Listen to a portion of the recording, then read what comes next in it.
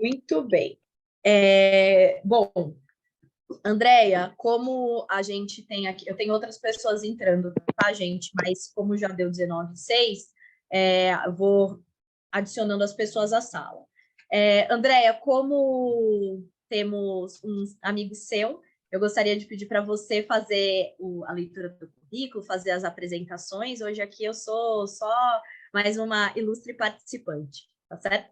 Então, por favor, passo aí a palavra para a nossa querida Andréia para fazer as apresentações. Então tá bom. Boa noite a todos. Feliz de estarmos aqui na nossa primeira reunião do ano, né? E vocês estão me ouvindo? Mas tá. Nossa primeira reunião do ano e que seja um ano muito produtivo, muito bom para todos nós, profissionalmente, na nossa comissão também, que tenhamos bastante trabalho. Nossos colegas em comum aqui, a Silvia, a Nádia, né, o Maurício, e fico muito feliz de estar com vocês aqui.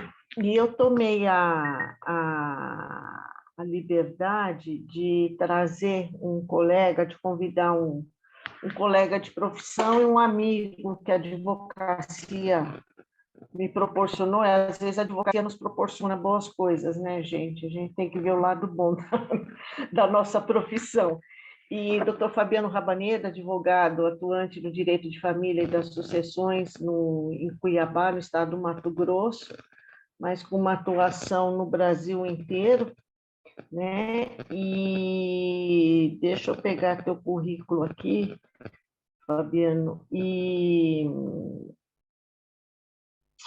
muito atuante na área, membro do IBDFAM lá do Mato Grosso, né? E nos conhecemos através do IBDFAM, né, Fabiano? Em razão de uma causa que temos em comum aí. Fizemos um acordo agora, ficou bom.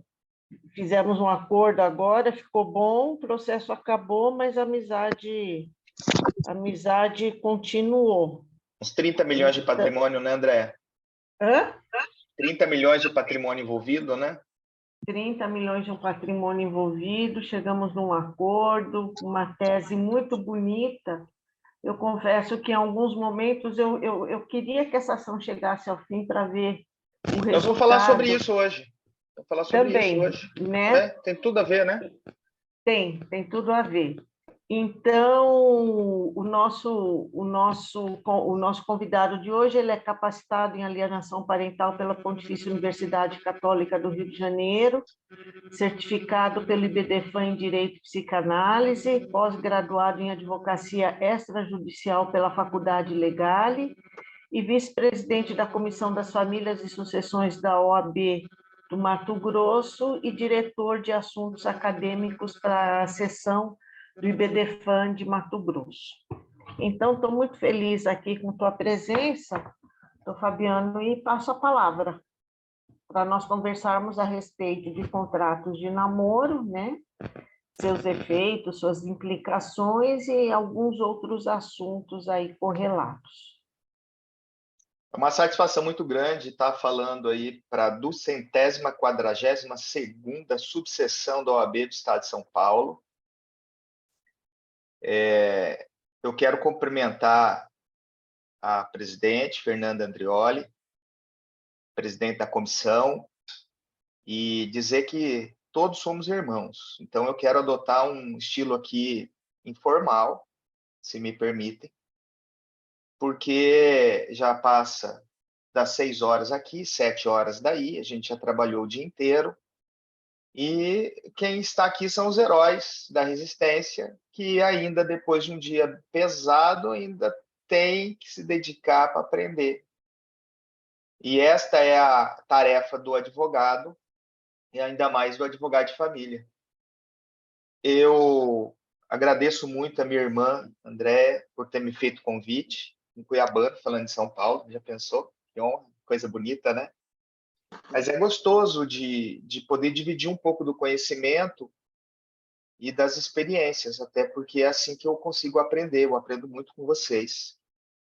E esse tema, ele é um tema muito, muito relevante porque ele acaba englobando um problema, uma problemática que há muitos anos paira a sociedade diante da intervenção do Estado e das modificações que o Estado fez na forma original de família, permitindo e englobando o afeto, né, como elemento marcante desse novo contexto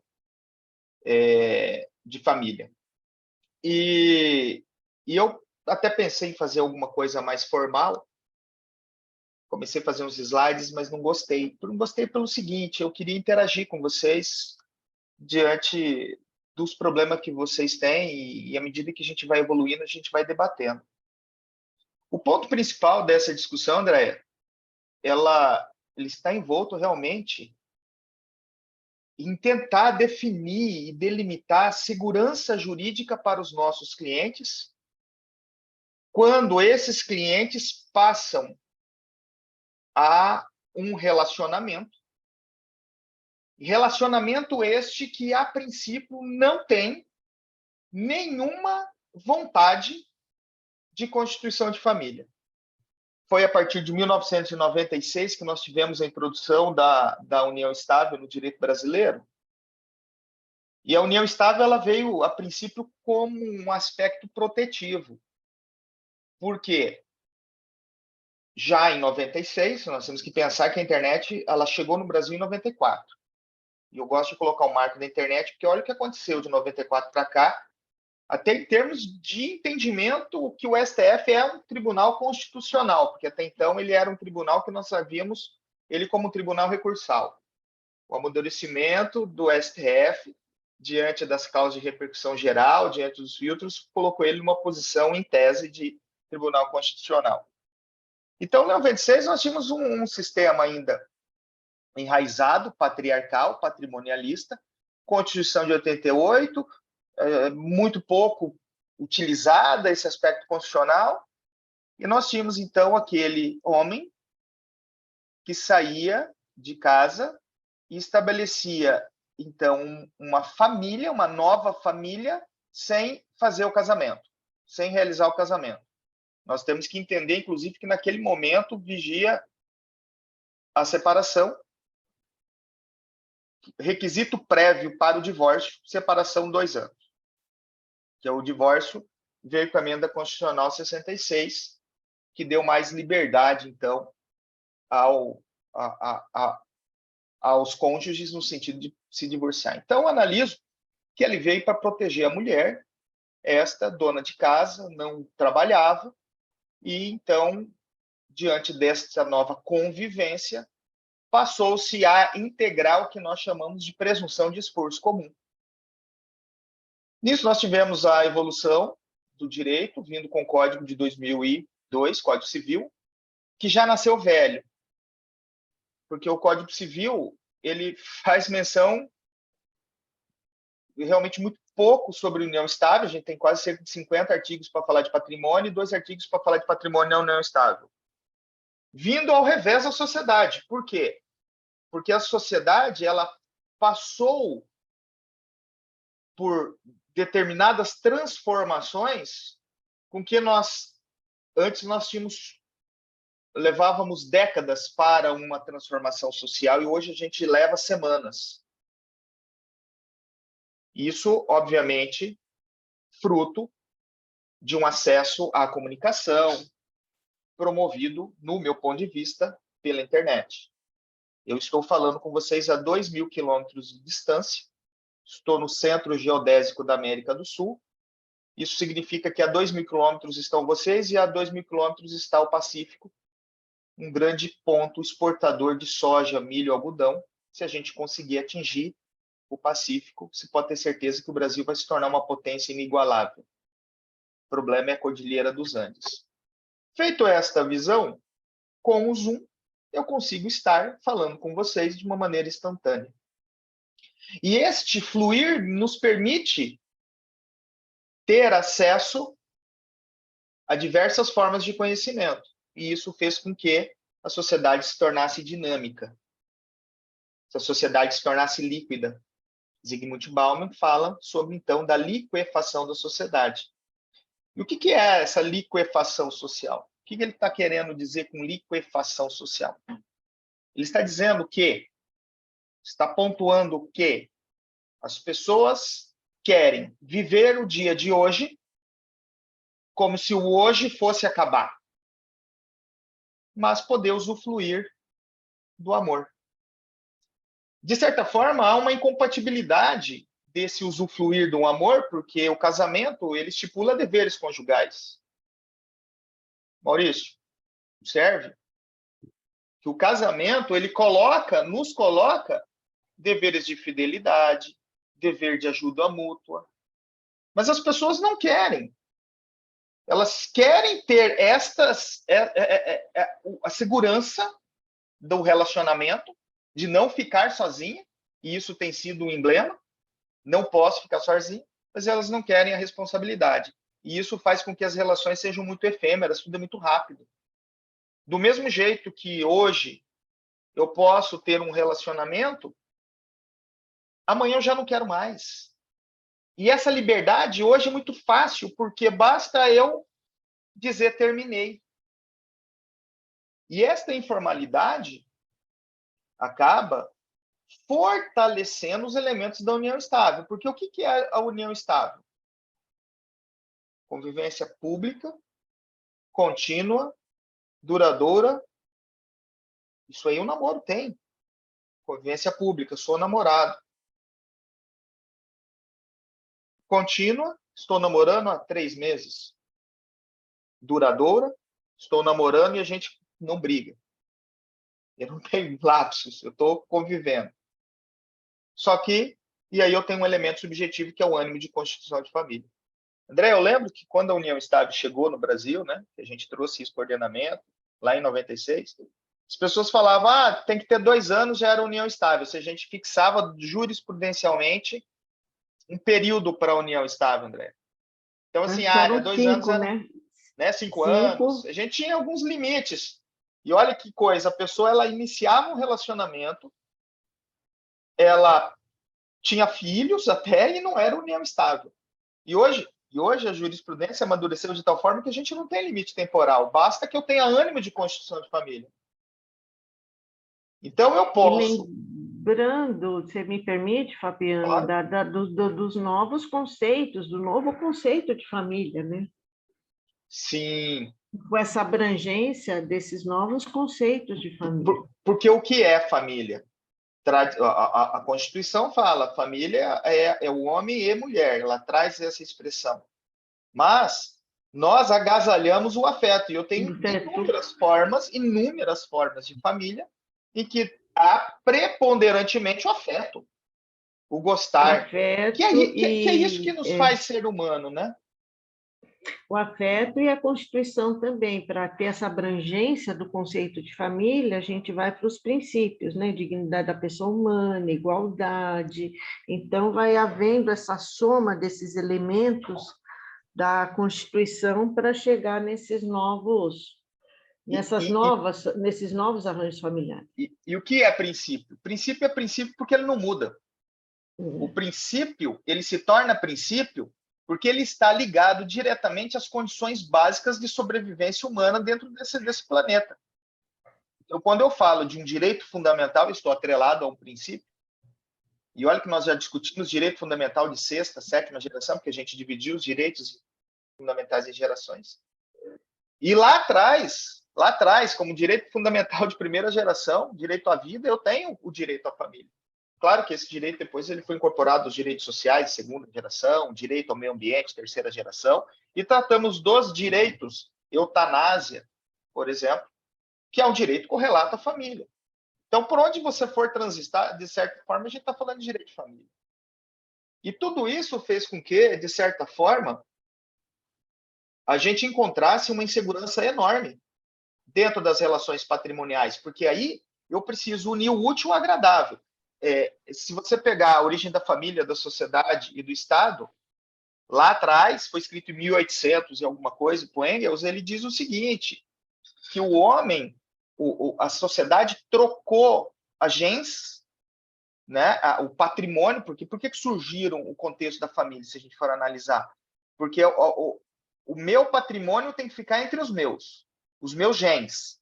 Eu tenho, na minha reprodução, eu preciso transmitir os meus genes para que a minha espécie se perpetue. Isso se trouxe quando a gente desceu das árvores, que a gente passou lá a cultivar, e aí nós não precisamos mais fazer aquelas longas peregrinações do mundo, lá na Pangeia, que a gente tinha que da África para o norte, não precisa mais. Agora eu crio os animais, eu domestico os animais. A gente veio evoluindo isso de uma forma muito lenta. Chegamos, por exemplo, na Idade Média, onde eu troco tudo isso pelo amor, que é o galanteador que vai raptar a donzela. Mas isso não foi incorporado, isso veio ser incorporado muito depois, dentro do direito brasileiro, porque até então a gente fala o Código de 1916, que durou até o 2002, gente, até esses dias atrás, a mulher, ela não podia ir ao juízo sem autorização do marido. Mulher, ela não podia litigar em juízo sem autorização do marido. E, com todo respeito, mesmo com o Código de 2002, nós sabemos que hoje continua sendo assim, porque existe um amálgama social entranhado, e isso é muito forte. E aí, nós temos uma carga muito grande, porque a mulher, ela tem que cuidar da casa, ela tem que cuidar do marido, porque a sociedade impõe isso a ela, e ela ainda tem que agora, por força desse desejo de igualdade, ir buscar o sustento para fora. Então, ela precisa também, que antes era responsabilidade só do homem o sustento, agora ela precisa também buscar comida. E isso, de certa forma, Nádia, isso empodera. Empodera em que sentido? Dela se tornar, sim, uma escrava do patriarcado, porque a gente quer que ela não tenha que cuidar tanto da casa, não é só a responsabilidade dela, por isso que eu falo, André, do exercício do poder familiar, que eu chamo de responsabilidade parental, isso é o tema de um outro debate, porque compete a ambos os pais acompanhar, criar e educar independente do modelo de guarda, mas a mulher, ela passa a ter independência financeira, ela não depende mais do marido para o teu financeiro. E às vezes ela sai de uma relação extremamente abusiva e tóxica, em que ela passou ali 30 anos, 40 anos casada, e ela não quer um casamento, e ela se vê dentro de um dilema. Os nossos clientes, Walter, se vê dentro de um dilema. E qual é esse dilema? Olha, eu saí, eu estou divorciada, eu consegui a minha liberdade potestativamente, porque agora eu posso até falar em tutela de evidência no divórcio. Divorciei, não precisei nem explicar o motivo. E aí eu tenho querer namorar e eu não posso namorar porque corre o risco de haver uma interpretação que existe aí uma união estável. Eu tenho 60 anos, eu tenho 65 anos e chega no teu escritório e ela fala assim, e agora, o que eu faço da minha vida? Porque eu tenho vontade de namorar. Eu tenho vontade de namorar aquela pessoa legal que eu conheci, que tem 40, 45 ou que tem 80. Mas eu me encontro numa situação que eu não posso, pode ser interpretado por uma terceira pessoa, que é o Estado, que isso é uma união estável. E olha a complexidade, porque quando eu discuti, inclusive, isso recentemente, hoje, que eu escrevi um artigo no IBDFAN, publicou hoje esse artigo que eu falo da separação obrigatória de bens na união estável. E aí a gente tem a seguinte situação acontecendo. O Estado vem e, no óbito, você, como companheiro união estável, foi equiparado a união estável ao casamento para fins sucessórios, sem dirimir outras dúvidas importantes. Então, nós temos hoje um espantalho aí, um jabuti em cima da árvore, porque não ficou declarado se o cônjuge, se o companheiro, ele é herdeiro necessário ou não. Eu entendo que na equiparação, sim, mas aí nós vamos ter que levar essa matéria para se pacificar, e aí eu sou um aplicador de tese, se o cliente chega no meu escritório e não quer, eu vou dizer que não. Se ele quiser que sim, eu procuro jurisprudência para sim.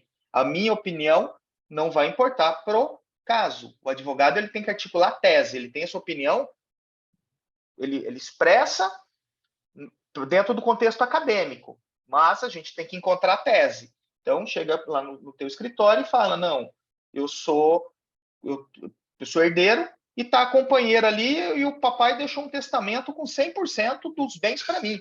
Ué, qual tese que você vai defender, Maurício? Você vai defender a tese de que não é herdeiro necessário, porque essa matéria não foi apreciada nos embargos de declaração opostos pela Adfaz e BDFAM. Pronto, você tem tese, você não está criando, você não está litigando de má fé, você tem tese. Então, até que se pacifique isso, a gente tem uma insegurança jurídica. Pronto, eu já trago essa insegurança jurídica. E aí, qual que é a grande problemática ao equiparar? Ao equiparar, eu estou dizendo o seguinte, senhor companheiro, o senhor será meeiro dos bens comuns, legal, realmente é justo. Pô, ela trabalhou, ela estava aqui do meu lado, veio, me ajudou. Nesses últimos 3 anos de vida, porque começou um relacionamento, 3 anos depois veio a pandemia e veio a falecer. Nesses 3 anos de vida, ela contribuiu com o quê? Com a aquisição de uma moto bis. Só que ela se torna herdeira dos bens particulares.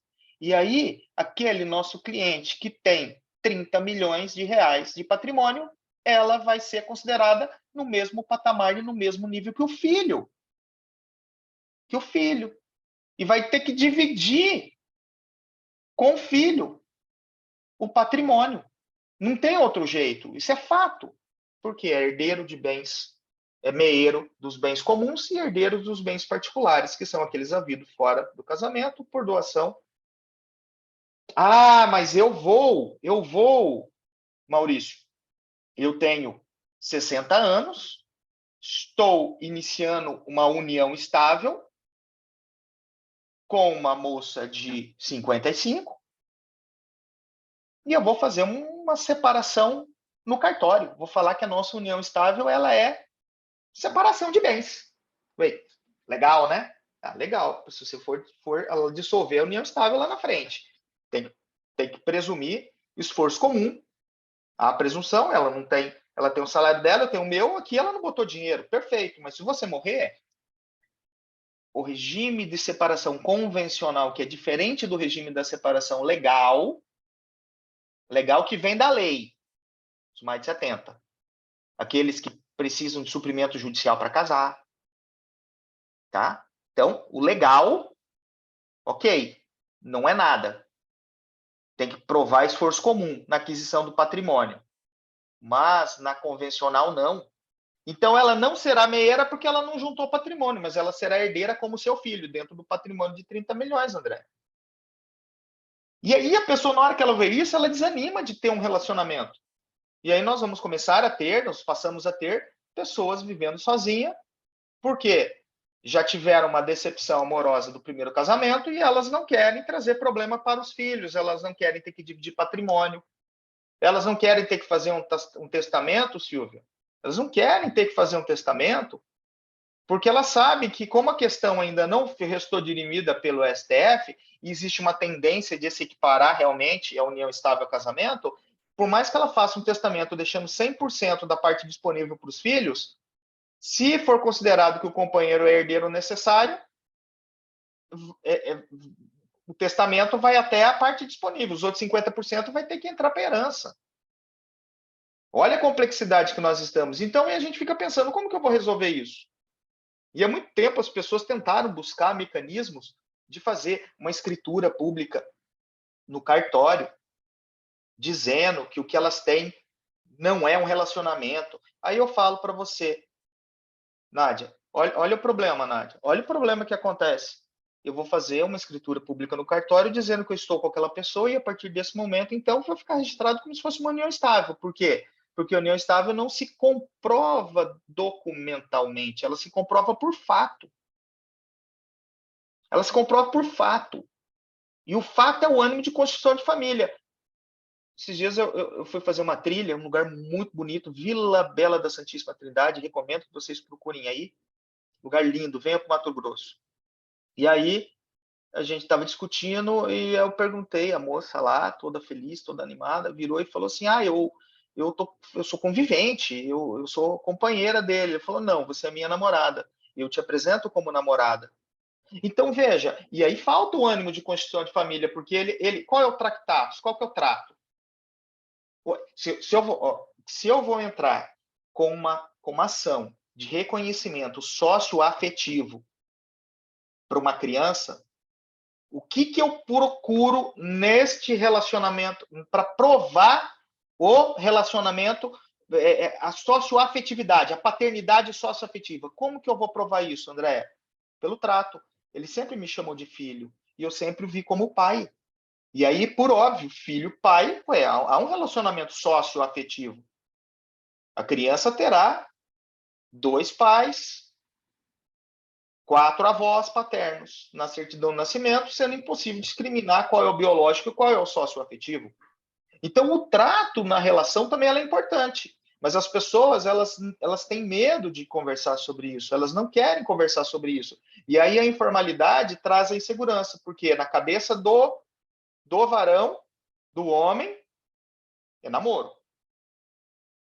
Só que quando convém a ele chama de companheira. Quando não convém, é namorada. Aí fica nesse vai e não vai. E a mulher, ela, tô com medo, porque aí se ele terminar comigo, fica aquela insegurança. Ou seja, se ele morreu, aí vai deixar o problema para quem? Para os filhos resolverem. Então, quando nós temos a oportunidade de ter um relacionamento maduro, que isso sim, eu entendo que é o direito de família moderno, ele exige maturidade das pessoas. Essa maturidade, ela está ligada diretamente às suas responsabilidades, porque nós não procuramos mais culpa. Eu não quero saber quem foi o culpado pelo término da relação, não quero saber se houve traição ou não, até porque esse negócio de traição é demodé, existe a fidelidade, existe o dever de fidelidade, existe o dever de indenizar, mas tudo depende de como você conversa. Tudo vai depender do que você estabelece como relacionamento conjugal. E aí eu posso, inclusive, abdicar da felicidade, da fidelidade. Ué, ele me traiu, estou sabendo, e mesmo assim continuo o casamento. Inclusive, chamo para viver na mesma casa, o poliamor. Que inclusive já foi vetado com concubinato, ok? Mas não estou falando de concubinato, estou falando de poliamor, todos sabem. Concubinato é quando um não sabe e é enganado, aí é traição. Não sabe, não tem regra. Agora, colocado tudo na mesa, tá, tá aqui, as minhas regras são essas, não quer, a gente não precisa conviver junto pela liquefação do amor. Então, quando nós temos a oportunidade de discutir, nós temos condições de fazer um contrato. Que aí, sim, nós temos uma relevância, que é o contrato de namoro. E aí o contrato de namoro, ele tem que ser bem redigido de tal forma que a gente consiga colocar alguns ganchos, alguns gatilhos nele. Por quê? Porque tudo é muito volátil. Eu não estou falando que tudo é volátil, porque uma hora eu tenho namoro e outra hora eu tenho união estável. Então eu preciso colocar alguns parâmetros para que esse contrato de namoro ele não seja interpretado como início de união estável. E eu preciso entender que a legislação não permite que eu renuncie direitos, mas eu tenho discutido. Não, e nesse meio tempo surgiu o STF, alguns anos atrás, falando do namoro qualificado, para dar mais uma complicação. Elemento, mais uma complicação. Né? Porque o namoro qualificado, ele é aquele super... Porque o namoro... Porque assim, a gente quando você tinha, lá em 1916, o sexo era depois do casamento, porque a igreja ditava seus dogmas. Nós tivemos o Estado laico vindo da Constituição de 88, nós tivemos um afastamento da igreja, a própria igreja adotou, de certa forma, o contexto do divórcio, tipo, não existe o divórcio para a igreja, mas existe o divórcio do Estado, entende que existe a mãe divorciada, né? Existe um contexto de acolhimento. Inclusive, o Papa Francisco acolhe, né? Ele vem e acolhe, falou um dogma, o homossexual, que é um dogma terrível para a igreja, há um acolhimento. Você vê que existe nós temos que trazer as pessoas para perto de Deus. Independente disso, independente desse contexto, independente dessa visão de acolhimento ou não acolhimento, fato é que as relações, elas existem. E elas estão acontecendo independente do Estado ditar a regra ou não. E aí eu preciso, de certa forma, acabar tutelando isso. Então, quando eu tento fazer um documento, eu preciso ser claro o suficiente para que prevaleça algo que muito dificilmente as pessoas vão mudar, porque ele é um princípio, que é o princípio norteador de tudo que a gente faz, que é a boa-fé.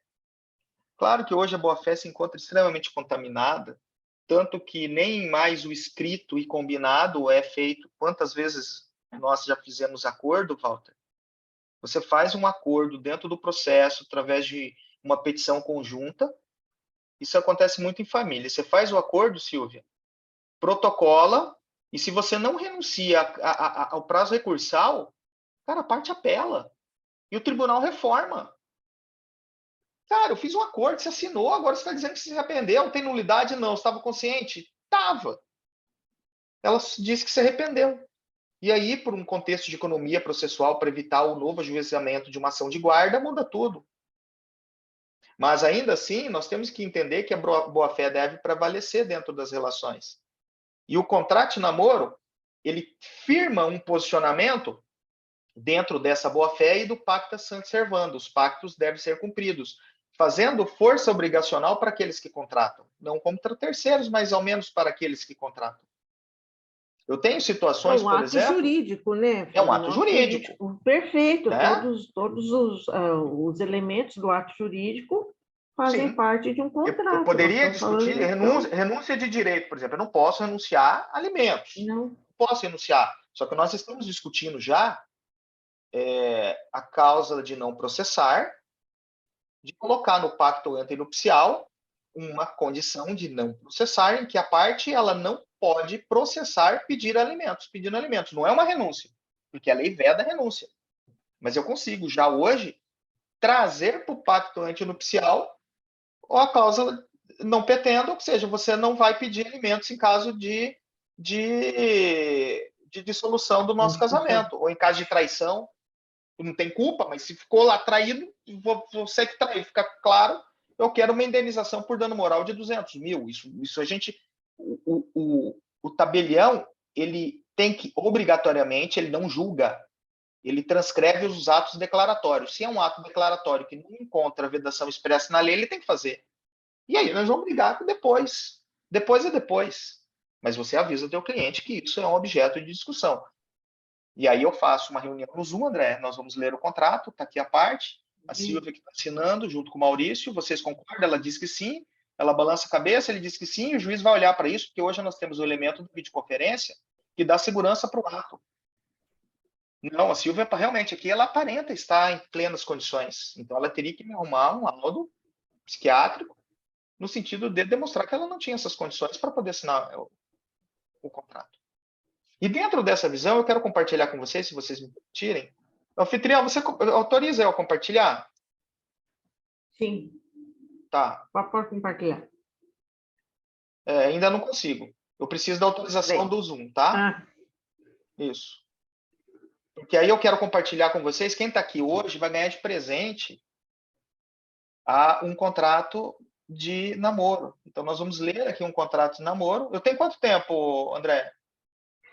Mais ou menos uns 20 minutos. Tá. Aí eu vou apresentar. Isso, dá tempo. Dá tempo. Eu vou abrir meu contratinho, fiz esse contrato de namoro, e eu gosto muito dele, porque eu trago os princípios que eu estou dizendo aqui. Vocês estão entendendo tudo que eu estou falando? Está sendo claro para vocês? Tá bom. Então, compartilhei a tela, deu certo? Deu. Tá, então eu tenho um contrato particular de namoro qualificado. Eu vou apresentar esse contrato de namoro aqui, e quem quiser vai poder assistir esse vídeo no site lá da subseção, e nós não vamos compartilhar o PDF para prestigiar quem está aqui. Então, quem está aqui pode dar print na tela se quiser e utilizar isso entre vocês. E, claro, quem está aqui não vai compartilhar com os outros, porque esse aqui é diferencial competitivo. Quem hoje está prestigiando esta reunião ganhou de presente um contrato. Então, eu tenho aqui o namorado brasileiro, vou qualificar, correio eletrônico, o namorado e a namorada. E aí eu trago dentro do preâmbulo contratual alguns pontos chaves já para eu. Não é para as partes só. É para falar, se esse contrato for discutido em juízo, nós estamos deixando aqui para o juiz entender o que eu estou querendo. Tá? E aí, o que eu coloco? A Florinda está usando um mouse, tá? Mas não tem problema. O que acontece? Ó, as partes compromissadas com a prevenção de conflitos, com fundamentos da melhor convivência, substanciados no contorno do direito de família mínimo. O que eu estou dizendo aqui? Contorno de direito de família mínimo. Eu estou dizendo para vocês que eu tenho um artigo que ele fala que é vedado ao Estado ou a qualquer outra pessoa interferir na família. É vedado, isso está dentro do Código Civil. O Estado não pode interferir na minha, eu tenho uma proteção especial à minha forma de família. Porque não existe um modelo de família ideal, não existe um manual para a família. Então, óbvio, havendo caso de abuso, o Estado interfere, mas dentro do exercício, o homem é o rei da sua casa, a mulher é a rainha da sua casa. Isso é direito fundamental, correlacionado às liberdades e garantias individuais. Então, eu estou dizendo que eu tenho um contorno de direito de família mínimo, onde a intervenção do Estado, estão vendo? É mitigada pela liberdade individual de cada membro diante dos demais e da própria família, 1513. Diante de uma cláusula geral de reserva de intimidade, artigo 5º, inciso 10 da Constituição, estando as partes conscientes, vontades expressas, são formados pelo princípio da independência, autonomia de vontade, autonomia privada. Tudo isso aqui está em compasso com a resolução 125 do CNJ, que fala sobre os mecanismos de conciliação e pacificação de conflitos. Assegurando a faculdade da autonomia e autorregramento do afeto. Olha, eu regro o meu afeto. O Estado não vai interferir no meu, de como eu faço, em razões das reflexões teóricas de Zygmunt Bauman acerca da configuração da sociedade líquida moderna para o que se chama de amor líquido, identificado pela fluidez axial da modernidade. Por incertezas perenes, eu faço esse contrato. E aí, gente, eu estou dizendo, a partir de agora nós vamos se reger a nossa relação por isso aqui. Aí eu trago das disposições sobre o namoro qualificado, ou seja, eu vou abrir como vai ser o nosso namoro. Qual é a minha regra? O que nós vamos fazer aqui entre eu e você? É pautado por margem de liberdade, no intuito de planejar o matrimônio. Este último caracterizado pela constituição de família. Eu estou dizendo que o namoro é diferente da união estável por não constituir entidade familiar. Que o requisito subjetivo é o ânimo de constituição de família diferencial substancial entre ambas. Aí eu digo que no casamento e durante a convivência há um propósito de constituir uma entidade para o presente. A união estável é uma família presente. A família existe. A família é exercida. O namoro qualificado, não. Eu não tenho posse de estar de casado. É só uma intenção de constituição de família. Me permitam, de azul. É uma intenção, uma vontade. Talvez. Vai dar, não vai, não sei. Eu estou fazendo aqui meu test drive. Eu tenho 65 anos. Eu não sei se eu quero um novo relacionamento, Silvia. Não sei. Pode ser que sim. E pode ser que não. Neste momento, eu tenho certeza que não é isso que eu quero. Eu não quero um novo relacionamento. Eu quero poder estar com você, eu quero poder dividir com você, eu quero poder trocar o sexo. Ótimo. Mas eu não quero constituir família. Muito embora quando os nossos filhos se encontrem, parece que é uma família maravilhosa, realmente. Uma família recomposta, quando vindo do casamento anterior e do casamento, né? Nós temos os dois casamentos se formam uma nova família. Não, eu não tenho objetivo de constituição de família. Então as partes declaram, porque é um instituto declaratório, que o relacionamento afetivo entre os contratantes é baseado unicamente na experiência do amor. Eu estou testando o amor, estou testando, não se consubstanciando de forma alguma por vontade expressa o ânimo de constituição de família. declarando cada uma afastar a constituição de união estável, seja ela explícita ou implícita. Então, se eu faço um contrato desse, eu estou dizendo, olha, eu estou afastando a união estável. Eu estou afastando essa união estável porque eu tenho pacta sunt servanda, confere força obrigatória aos contratos, obriga o cumprimento como se fosse lei. Esse é um contrato atípico, mas tem por objeto lícito do possível e determinado. Então, eu estou fazendo todo um preâmbulo, pois não tem o objetivo de tornar legal a convenção, renunciando cada uma retroativamente a todos os direitos em relação a qualquer bens móveis, imóveis adquiridos, ou seja, se eu já faço esse contrato, muitas vezes eu já tenho 1 ano de namoro, 2 anos de namoro, eu estou renunciando patrimônio, eu posso renunciar patrimônio, porque patrimônio é direito disponível. Então, eu estou dizendo que quando eu assino esse contrato, se tiver alguma coisa no passado, é 0 a 0, o que é seu, o que é meu é meu. Porque, às vezes, pode dar uma intenção de que aqueles 3 meses que eu convivi com você era união estável. Eu estou dizendo que não. O passado não é união estável, era namoro. E aqui agora é namoro qualificado. Nós qualificamos com um plus a mais. Dentro dessa visão, eu trago, na hipótese da vontade de exercer constituição de família possa surgir no futuro, os contratantes se comprometem em obrigação de realizar as formalidades com anuência formal e por escrito. Ou seja, eu posso ter uma união estável. Posso, André. Posso. Posso qualificar uma união estável? O juiz pode entender que o nosso relacionamento era uma união estável? Sim. Só que você descumpriu o contrato porque você violou uma obrigação de fazer e não fazer. Então, se você violou a obrigação de dar publicidade à intenção, à formalização da união estável, você vai ter que me pagar uma multa por quebra de contrato. Então, eu estou dizendo, sim, tem união estável, mas você quebrou o contrato. Numa eventual hipótese de não ser aceito, tá, senhor? Porque eu tenho que pensar que, como é novo, pode ser que isso aqui não seja.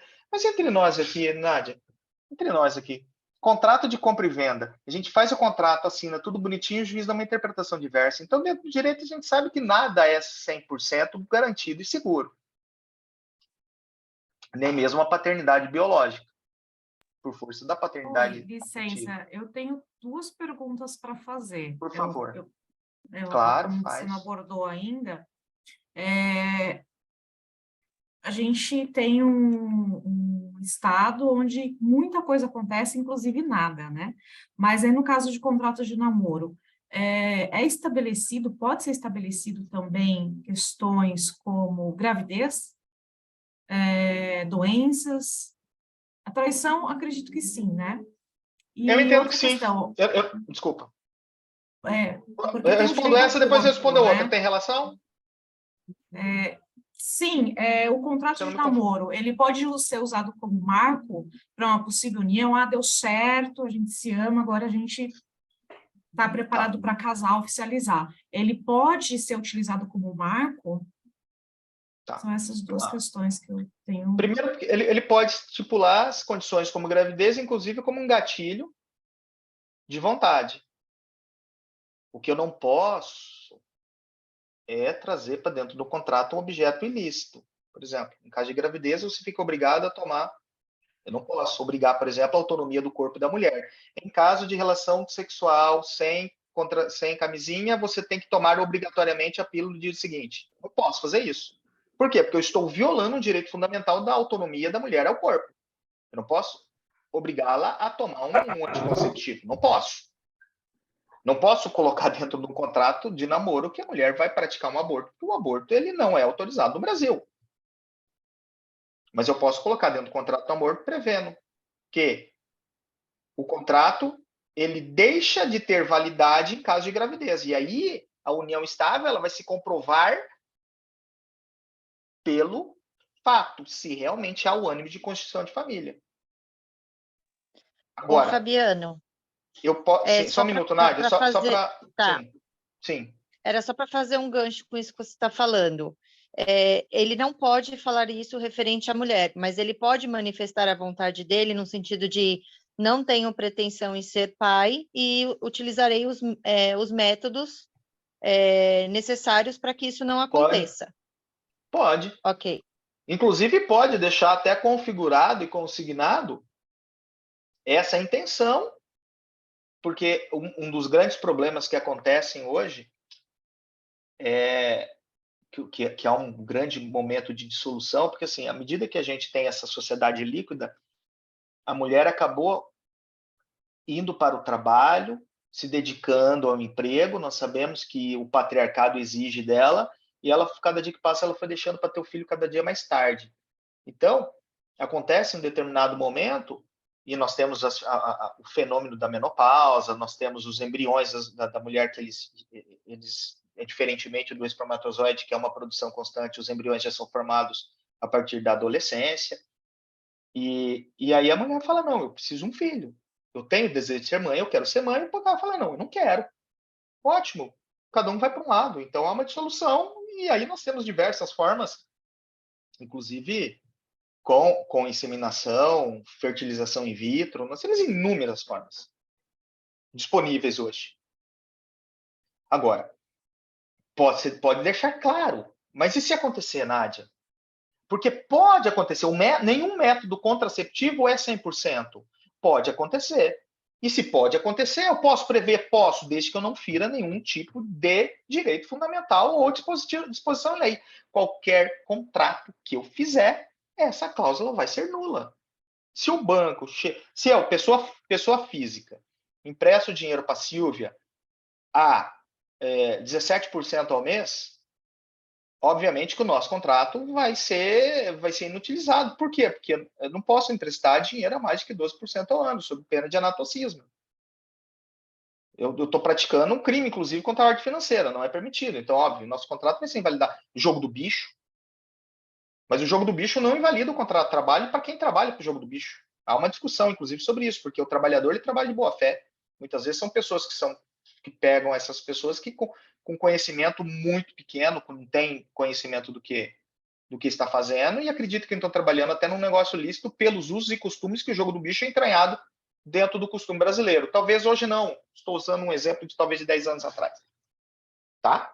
Agora, Marco, sim, Silvia, o grande problema é que, assim, eu posso fazer um contrato de namoro e por mais que eu peça a exigência, como eu disse, que tem que ser formalizado a união estável, mas se eu comprovar que existe a união estável, o meu contrato ele vai ser invalidado.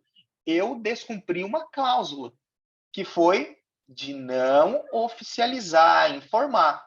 Mas o risco existe, claro que existe. Com certeza existe. Até porque eu posso usar, e aí, obviamente, que eu tenho os quesitos da nulidade, que é a simulação do negócio jurídico, que é usar o contrato de namoro para fugir de uma união estável. Para poder fazer uma transferência de dinheiro, eu vou receber um grande dinheiro, eu preciso sair dessa união estável. Então, nesses casos, eu entendo que haveria, sim, a comprovação do marco, que foi o contrato. Inclusive, naquele caso nosso, Andréia, havia uma dissolução de união estável que diz que ela foi coagida. Ela disse que foi coagida. Por isso que eu gosto de pegar vídeo, gente. Hoje, com a internet, nós vamos fazer um contrato? Vamos. Então, vamos fazer um videozinho aqui. Fazer um videozinho aqui da sala, leva para dentro do escritório, a gente grava, isso fica gravado numa mídia, põe na nuvem, criptografa, e se alguém vir discutir, está gravado. Porque é muito fácil alguém falar que nós somos advogado de uma das partes e que a gente influenciou a outra a fazer o contrato. Tá? Dando continuidade, dando sequência, a gente já está quase finalizando, tá? Então, eu trago nessas cláusulas a vontade de exercer a Constituição de Família. Aí eu tenho que trazer as regras. O contrato possui vigência indeterminada enquanto a relação amorosa perdurar.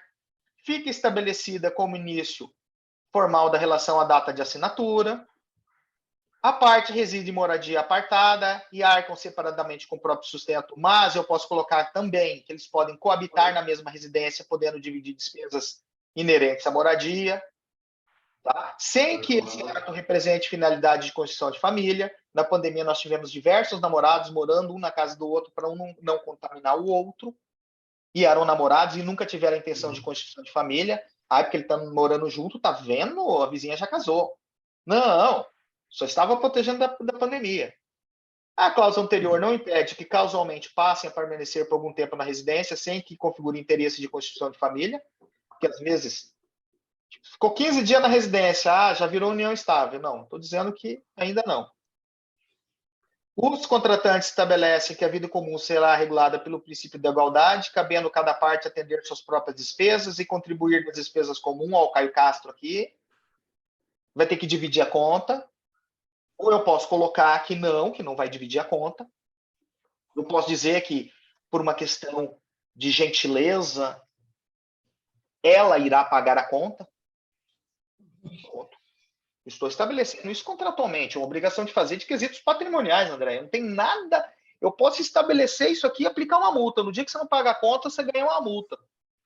No descumprimento de contrato. É que é patrimônio. E na maioria dos eventos que eu participo ainda, falam que uma das principais razões da existência desse tipo de contrato é prefeito patrimonial. Eu acredito que sim. Mas hoje, dada essa evolução que a gente está, nos relacionamentos familiares, nos conceitos de família, ele é consequência dessa evolução que a gente está entendendo.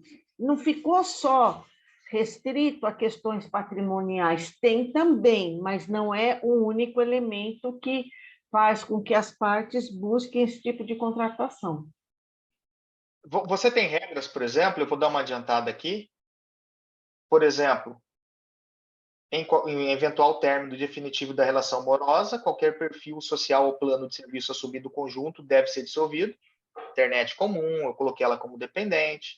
O uso de plataformas por assinaturas por apenas um contratante implicará na imediata remoção do acesso a outra parte, ou seja, às vezes você compartilha rede social. Eventual pertence em parte da parte contrária deve ser devolvido. Qualquer bem dado de presente não poderá ter sua devolução exigida pelo princípio da boa-fé. Entende-se como presente qualquer objeto dado de maneira gratuita com o intuito de propiciar felicidade, independente da ocasião. Eu te dei um anel, é a melhor parte, né? É a melhor parte, né? A gente também não quer ficar devolvendo tudo. Né? Sim. Dependendo As do partes presente. declaram, presente é presente. E outra, é o que eu sempre falo para meus clientes, isso aqui vai ficar gravado e quem assistir vai ganhar de presente. Gente, meninas, não peçam flores, não peçam celular, não peçam joias. As joias são bens de uso pessoal. As joias foram feitas para vocês desfilarem ela no braço, porque no momento do divórcio as joias são incomunicáveis. Ô, Fabiano, eu vou colocar minha filha para ouvir. Você pode repetir essa parte, por favor? Sim. Como que é o nome bolsa dela? Da Chanel, né? Como que é a bolsa? Como que é o nome dela? A bolsa você não vende.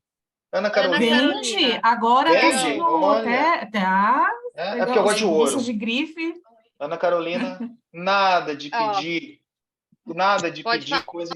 Mas eu vou pedir de presente. O que você quer de presente? Eu quero joia, eu quero anel, eu quero brilhante, porque isso aí não entra no divórcio. Bens de uso pessoal não entra em divórcio. Então, se você tiver lá, só que não pode ser para investimento, tem que usar, não pode ficar no cofre, tem que mostrar com fotografias que é bem de uso pessoal. Homens, relógio Rolex, tá? Vamos comprar bens de uso pessoal. Feito assim? Pronto. Feito. Você sabe, abrindo só um parênteses rapidinho, aquele nosso cliente, Fabiano, quando ele se casou, eu estava presente no casamento, na cerimônia ele presenteou a atual companheira dele com um anel que foi da primeira, porque que é um bem de família, vamos supor, uma joia que era de família, presenteou, e quando houve o divórcio, o primeiro, porque é um cliente que nós temos que ele é uma escola de direito de família, né? Ele é tudo que vocês podem acontecer, pensar, já aconteceu com ele. Sim. Então, ele casou, divorciou e constituiu união estável com a mesma companheira. E quando ele teve o divórcio, ele queria de volta o anel. que ele apresenteou na frente de todos os convidados do casamento. Eu tenho uma tem pedido de solução volta. para isso, seria você fazer uma doação condicional. Então, você vai entregar o anel, mas logo em seguida do anel tem um contrato pronto, feito pelos advogados aí que compõem a subseção do Butantan, que vai estar lá, ele vai assinar, doação condicional. Estou te dando, mas essa doação ela vai se reverter para mim caso essa condição não ocorra, tá? Ou ele poderia também ter feito um comodato, seria uma opção. No caso, Em vez de ele perdeu doar, o anel de família? não, ela ficou com É que ele. daí ele retomou o relacionamento com ela e ficou. Tudo bem, mas ele Casou, poderia né? ter... Ela poderia ter Poderia vendido ter, para mas ele por um valor sentimental. Tipo, você quer o anel? Tá, mas agora eu quero 10 milhões no anel. Porque Mas também era aí, dela, né? não partilha. Tá? Isso aí Compra chora, outro igual, com o mesmo valor, avaliado, mas bem de família não se manda mexe. fazer, né? Mas ele deu, tá dado. E aí, por fim, gente, plenamente independente, não constitui, aí eu trago aqui uma coisa legal que eu acho que vocês vão gostar. A guarda de animais. Ó, gente, multifamília, família multiespécie, a guarda de animais de estimação adquiridos durante a vigência do contrato de namoro, desde que em nome de ambos, deverá ser decidida em comum acordo no momento da rescisão, sendo resguardado o convívio com a outra parte ou ainda a guarda compartilhada do semovente. Os animais adquiridos em nome de um dos contratantes permanecerão sob sua posse e propriedade, sendo vedado ao outro exigir convívio. Tá? Para finalizar, então, o nosso contrato, a gente traz o PET. Por quê? Termina o namoro, aí fica aquela buzinação no ouvido, toda hora o outro querendo ver a namorada, querendo retomar até em violência doméstica, de violência psicológica, fica toda hora falando do pet, que eu quero ver, só vim trazer ração para ele. Na realidade, ele está fiscalizando a casa para ver se ela já está namorando outra pessoa. Acho que é isso, né, gente? só não para finalizar, só para fazer um adendo, eu tive a curiosidade de fazer uma pesquisa aqui no site do Tribunal de Justiça aqui do Estado de São Paulo. Na jurisprudência eu coloquei contrato de namoro.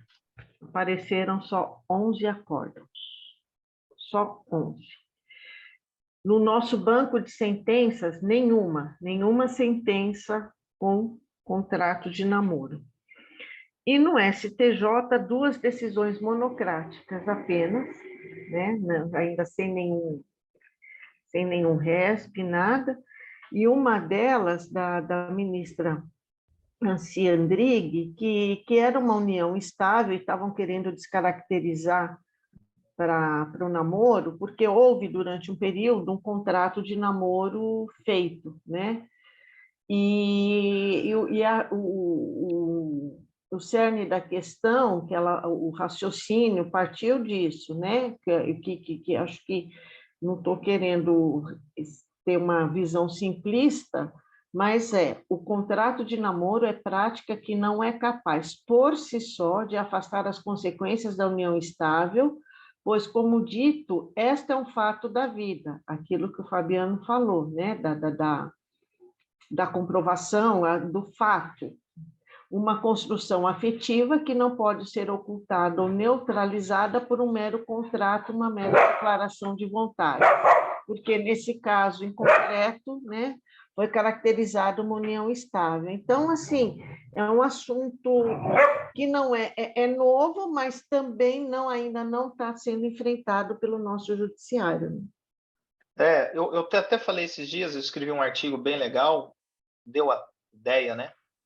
Que noivado não é união estável e nem casamento.